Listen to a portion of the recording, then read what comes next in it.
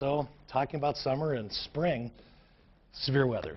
And 2 weeks ago, if you were watching, of course, how can you forget those twin tornadoes that Nathan Gogo and I covered live? We had live pictures, live video from Ben McMillan, our storm chaser, of that. And, you know, one of the first organizations to come into the scene here when a disaster strikes is the Red Cross. And this is Liz Dorland, who you're a communications specialist, right? Yes, communications manager. Okay, communications manager. So you've been on the ground. You were one of the first people on the ground. You were there the last week and a half, and we toured the area on Saturday. And one thing that struck me is all the compassion, the caring that your organization gives, not only the full-time employees but also the volunteers. Let's talk about those volunteers, how they put their lives on hold and go help people they don't even know. Yeah, we have nearly 4,000 volunteers here in Nebraska alone that are willing to put their life on hold when a disaster happens here at home.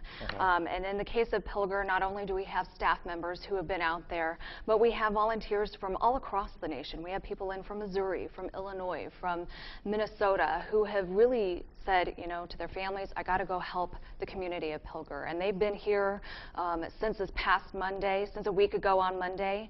Our teams were immediately on the ground as soon as the storm was out of the area and as soon as it was safe for us to mobilize. We've been feeding, providing shelter, comfort, clothing, and a lot of care to those folks ever since the storm passed. Yeah, and without a doubt, just walking around and talking to some of the people, of course, you know, as we walked around, and people, most of them wanted to share their stories, but there was a lot of smiles, a lot of hugs going around, but also a lot of tears. I mean, even, you know, and I saw you give a lot of compassion in the group, but I mean, what do you think touched the people most as we walked around? You know, people saying thank you for coming, thank you to volunteer. What struck you the most out of all this when you were there, Liz? Well, I think what strikes me the most is the community resiliency that there is. You know, people are constantly coming up to the Red Cross and coming up to those people who've been impacted and saying, how can I help you, even if they're not from Pilger or from Nebraska? How can I get involved? How can I make a difference? And one of the ways that we're trying to do that is to also better prepare our community for another type of disaster such as this that has just happened. And real quick, we have a second left. What about this tragedy struck you the most?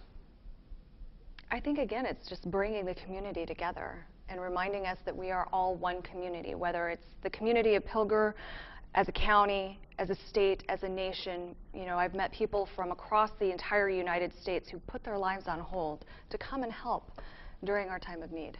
Okay. That's what the Red Cross is all about. Liz Dorland, Communications Manager with the Red Cross, based out of Omaha. Thanks so much for taking your time and sharing your experiences with us. Thank you. Katie?